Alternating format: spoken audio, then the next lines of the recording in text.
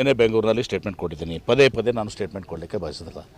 ನಿನ್ನೆ ಪೂರ್ತಿ ನಮ್ಮದೇ ಇದೆಯಲ್ಲ, ಫುಲ್ ಗಣೇಶ ಚತುರ್ಥಿ ನಮ್ಮದೇ ಆಗಿದೆ. ನಿನ್ನೆ ಫುಲ್ ಕೊಟ್ಟಿದ್ದೀನಿ ಸ್ಟೇಟ್ಮೆಂಟು.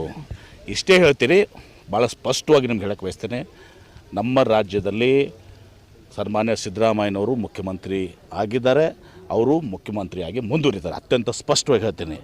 ಈ ಮೂಡ ಹಗರಣ ಗಿಂಡ ಏನೂ ಕೂಡ ಇವತ್ತಿನ ದಿವಸ ಸಿದ್ದರಾಮಯ್ಯನವರು ಅದರಲ್ಲಿ ಹುರುಳು ಇಲ್ಲ, ಅದರಲ್ಲಿ ಅವ್ರ ಪಾತ್ರನೂ ಇಲ್ಲ. ಯಾರಾದರೂ ತಿಳ್ಕೊಂಡಿದ್ರೆ ಈ ಮೂಡ ಹಗರಣದಲ್ಲಿ ಸಿದ್ದರಾಮಯ್ಯನವ್ರಿಗೆ ಹಾಗೆ ಆಗ್ತದೆ ಹಿಂಗೆ ಆಗ್ತದೆ ಅಂತೇಳಿ ನೀವು ಮಾಧ್ಯಮದಲ್ಲಿ ಇವ್ರ ಮಾತು ಕೇಳಿ ಹಾಕ್ತಿರ್ತೀರಿ. ಅದು ಯಾವುದೂ ಆಗೋದಿಲ್ಲ. ನ್ಯಾಯದಲ್ಲಿ ನಿಶ್ಚಿತವಾಗಿಯೂ ಕೂಡ ಸಿದ್ದರಾಮಯ್ಯನವ್ರ ಪರವಾಗಿಯೇ ಆಗ್ತದೆ, ನ್ಯಾಯ ಸಿಗ್ತದೆ. ಆವಾಗ ಈ BJPಯವರು ಪಶ್ಚಾತ್ತಾಪ ಪಡುವಂಥ ಪ್ರಶ್ನೆ ಹೇಳಿದ್ದೆ ನಾನು ಬರ್ತದೆ. ಸಿದ್ದರಾಮಯ್ಯವರು ಮುಖ್ಯಮಂತ್ರಿ ಆಗಿದ್ದಾರೆ, ಸಿದ್ದರಾಮಯ್ಯವರು ಮುಖ್ಯಮಂತ್ರಿಯಾಗಿ ಮುಂದುವರಿತಾರೆ. ಅದ್ರಾಗ ಯಾವುದೂ ಸಂಶಯ ಬೇಡ, ಭಾಳ ಸ್ಪಷ್ಟವಾಗಿ. ಮತ್ತು ನಾವು ಎಲ್ಲರೂ ದಿವಸ ಹೇಳ್ತೀನಿ, ಎಲ್ಲರೂ ನಾವು ಸಿದ್ದರಾಮಯ್ಯ ಜೊತೆಗಿದ್ದೀವಿ. ಕ್ಯಾಬಿನೆಟ್ನಲ್ಲಿ ನಿರ್ಣಯ ಮಾಡಿದ್ದೀವಿ.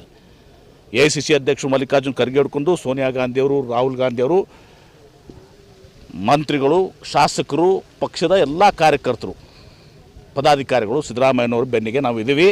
ಹೀಗಾಗಿ ಆ ಒಂದು ವಿಚಾರದಲ್ಲಿ ನಾನು ಭಾಳ ಸ್ಪಷ್ಟವಾಗಿ ಹೇಳ್ತೀನಿ, ಸಿದ್ದರಾಮಯ್ಯವರು ಮುಖ್ಯಮಂತ್ರಿ ಆಗಿದ್ದಾರೆ, ಮುಖ್ಯಮಂತ್ರಿಯಾಗಿ ಮುಂದುವರಿತಾರೆ.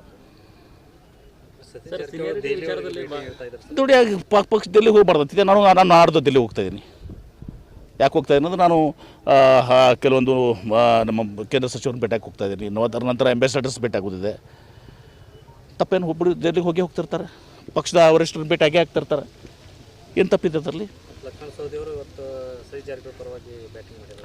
ನೋಡಿ, ಯಾರೇ ಇರಲಿ, ಸತೀಶ್ ಜಾರಕಿಹೊಳಿ ಇರಲಿ, MB ಪಾಟೀಲ್ ಇರಲಿ, ಮತ್ತೊಬ್ಬರು ಇರಲಿ, ಇವತ್ತು ನಮ್ಮ ರಾಜ್ಯದಲ್ಲಿ CM ಕುರ್ಚಿ ಖಾಲಿ ಇಲ್ಲ.